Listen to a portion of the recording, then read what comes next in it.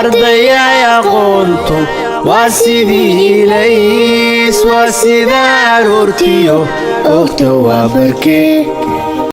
بسم الله الرحمن الرحيم. الحمد لله رب العالمين وصلى الله وسلم على نبينا محمد. أما بعد مادة بيولوجيا فصل كفون فور waxaan ku guda jirnay cutubkeeni koowaad nervous system and sense organs.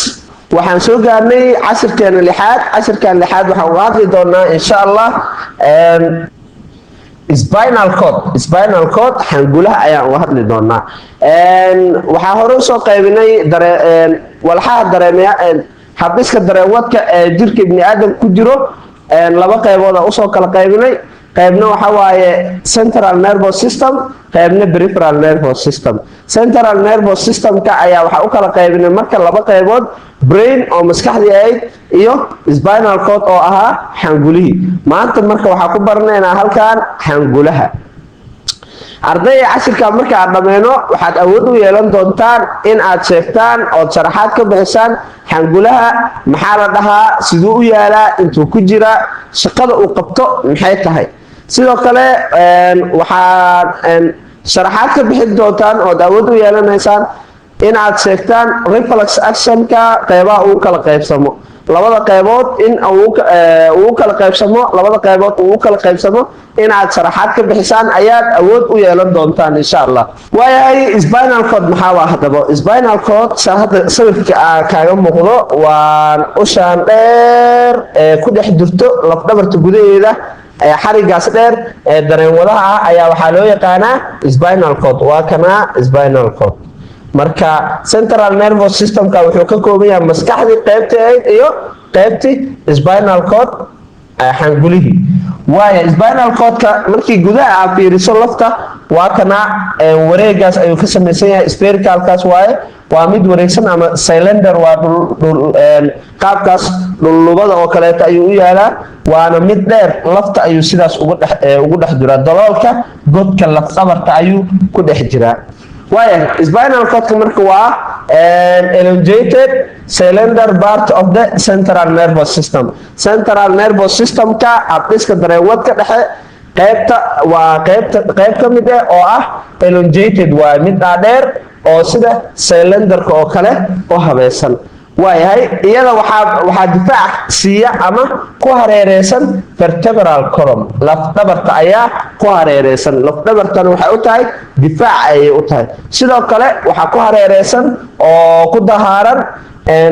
xuubabkii loo yaqaanay meningiska ayaa ku dahaaran. xuubabkii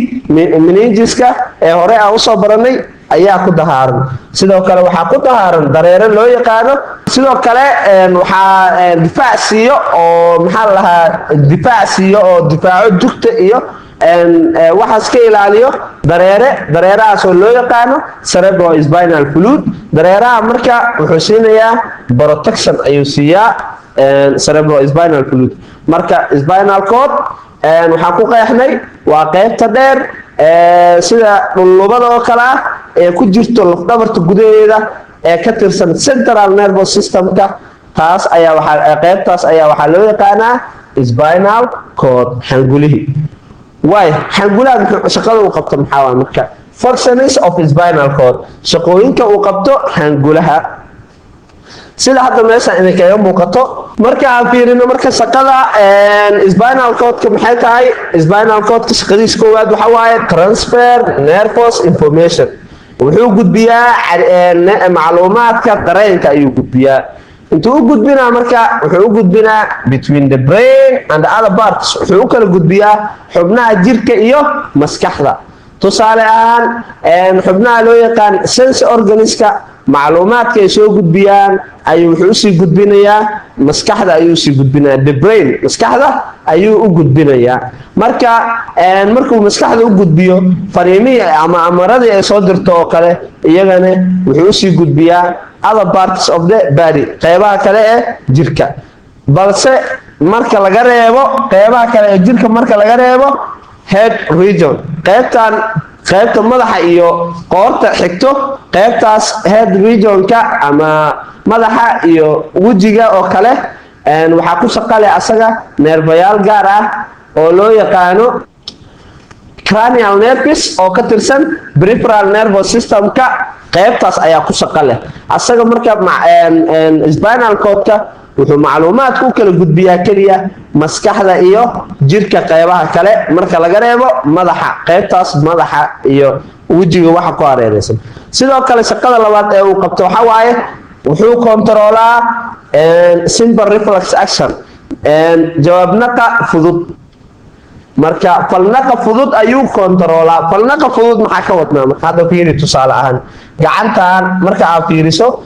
musbaar yar ayaa maxaa lahaa ama shay oo musbaar waa hadda waxaas markii gacanta ay taabato oo uu duro mudacaas marka maxaa dhacayo mudacaas marka uu duro cariyi dareen ayaa waxaa qaadaya sensorigii spinal cord-ka ayaa loo geenayaa kadibna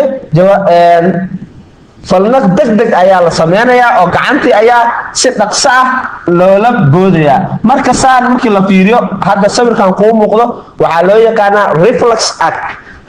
act waaye waa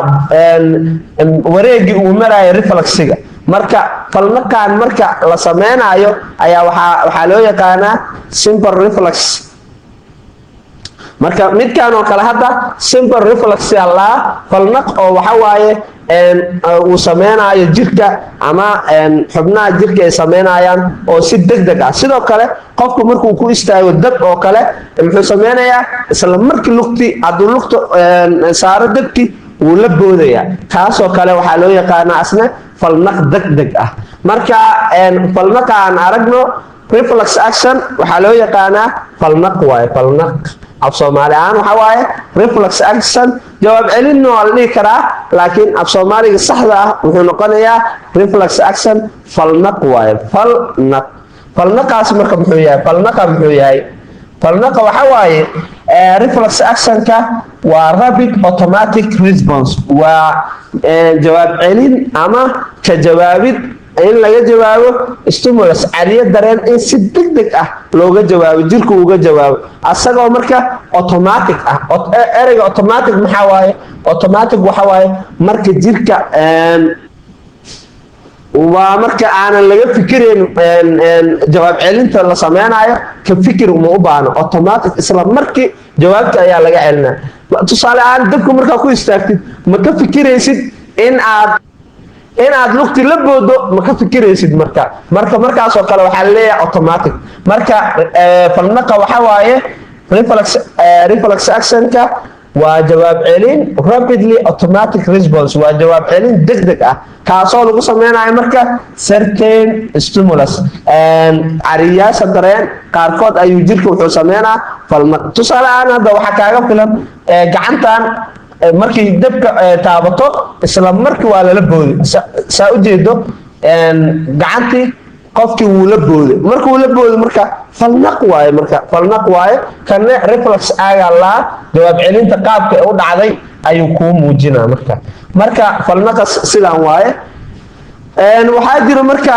kan hadda waa simple reflex act waaye falnaq oo degdeg ah waaye oo fudud waaye marka falnaqa ayaa laba qaybood loo kala qaybiyaa marka midka koowaad waxaa loo yaqaanaa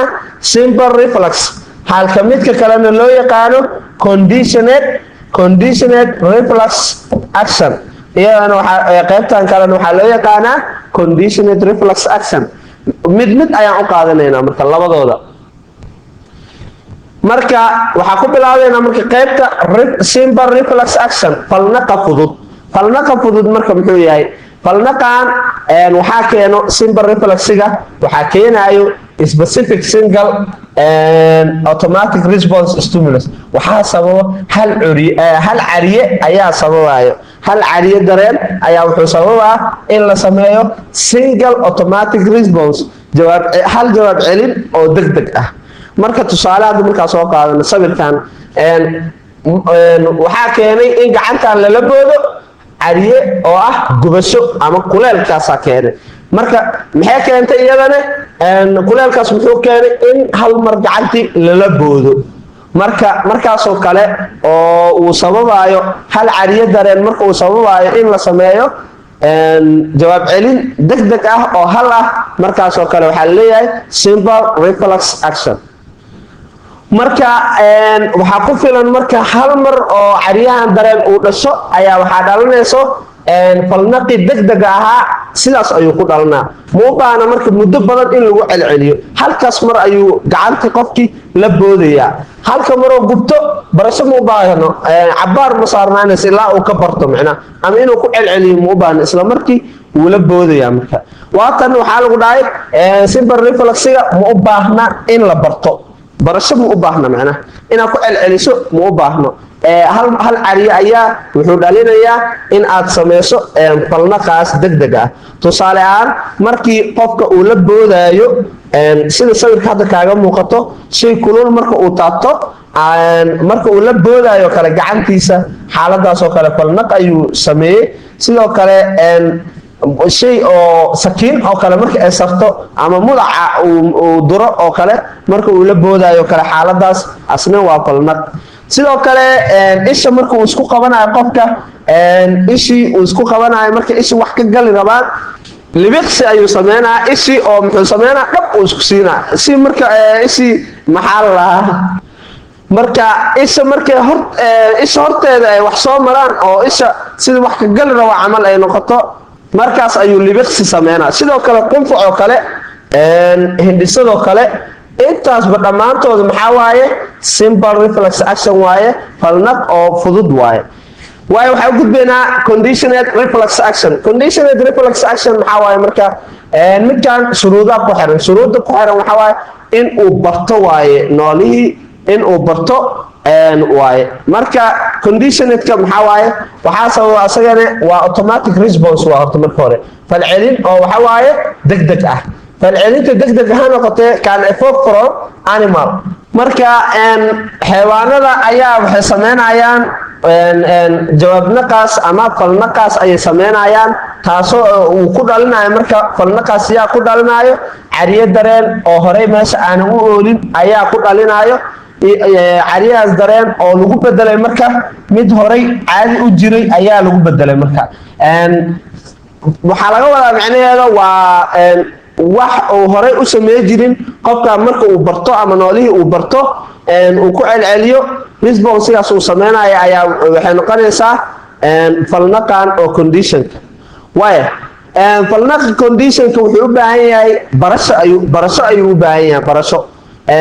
wuxuu ku sameyn karaa noolaha in uu barto sidoo kale khibradiisa hore waxyaabihii hore uu usoo bartay waxay sababayaan in uu sameeyo conditioned reflex conditioned reflex ayay sameynayaan marka barashada ayaa ugu wacan markii noolahan uu barto ayuu falnaqan sameyn karaa marka waa dareen u baahan ama falnaq u baahan barasho waaye tusaale ahaan marka aan fiirino hadda sawirkaan aan fiirinaynaa tijaabadan waxaa sameeyey nin loo yaqaan Pavlov sawirkaan marka muxuu sameeyey Pavlov wuxuu sameeyey qaybta hore inta uu sameynin tijaabada marka hore eygan marka uu cunto arko ama wax uu cunaayo waxaa ka imaanaya dhareer xaaladaas marka dhareer ayaa ka imaanayo goormee waayo laakiin markuu cunto arko xaaladda labaad waa wax response ma sameynayo jawaab celin ma sameynayo dhareerna ma ka imaanayo gambaleelkan markii la yeeriyo sida caadiga ah gambaleelka markii la yeeriyo waxba kama imaanayo oo dhareer ah waayo xaaladda kale marka xaaladan waxaa la baray gambaleelka markuu uu yeero keliya in uu raashin helayo cuntadii helayo marka xaaladaas marka wuxuu bilaabay in uu noqdo in uu barto uu dhareer uu ka imaado wuxuu bartay marka gambaleelba hadduu yeero in uu cunto helayo markaasaa waxaa dhacday ugu dambeyn gambaleelka keliya in loo yeeriyo gambaleelka markii uu maqlaba wuxuu dhareer uu ka imaado marka gambaleelka ma cuna asaga balse waxa ka dambeeyo waxay tahay raashin in waqtiga gambaleelka markuu dhaco raashin horey uu ka helayo marka wuxuu la qabsaday hadda gambaleelkii marka uu dhaco wuxuu bartay gambaleelka hadduu dhaco in jawaab celintan la sameeyo marka kan marka tusaalaha ugu fiican oo wuxuu noo noqon karaa aan usoo qaadan karno conditioned reflex action jawaabnaqa conditionedka ah marka conditioned marka la hayo waxa waaye barasho ayaa shardi ah marka stimuli uu dhaco mid uu cariyo dareen marka uu dareemo uu dareerkii keenayo cariyahaas dareenna uu bartay tusaalooyin kale waxaa kaleeto jiro tusaalaan socodka oo kale walking oo kale wuxuu u baahan yahay barasho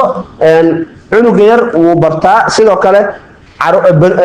kubadda playing oo kale ciyaarta oo kale barasho ayay u baahan tahay conditioned reflex waaye cycling oo kale baaskiilka wadidiisa oo kale barasho ayay u baahan tahay writing oo kale waa qoraalka barasho waa marka tusaalaha ugu fiican kan oo noo noqon karaa oo writingka muddo kadib markii wax lagu yeeriyo marka aad u barato waa boobsiinaysaa halka marka aadan aqoonin aad maxaa la lahaa tartiib aad u qorayso sidoo kale swimming dawaasha waaye driving iyo kaxeynta gaariga oo kale tusaalayaashan dhan waxay tusaale u ahaayeen falnaqa conditionedka ah ee u baahan in la barto arday waxaan soo gaarnay layliga casharkeena su-aasha koowaad layliga waxay leedahay state the functions of spinal cord xangulaha shaqooyinka uu qabto sheeg su-aasha labaad what is the reflex action waa maxay falnaq qeexitaanka bixi falnaqa su-aasha saddexaad waxaad kala socdaa farqiga ama waxaad sheegtaa farqiga u dhexeeyo simple and conditioned reflex action falnaqa fudud iyo falnaqa conditionedka ah ee barashada u baahan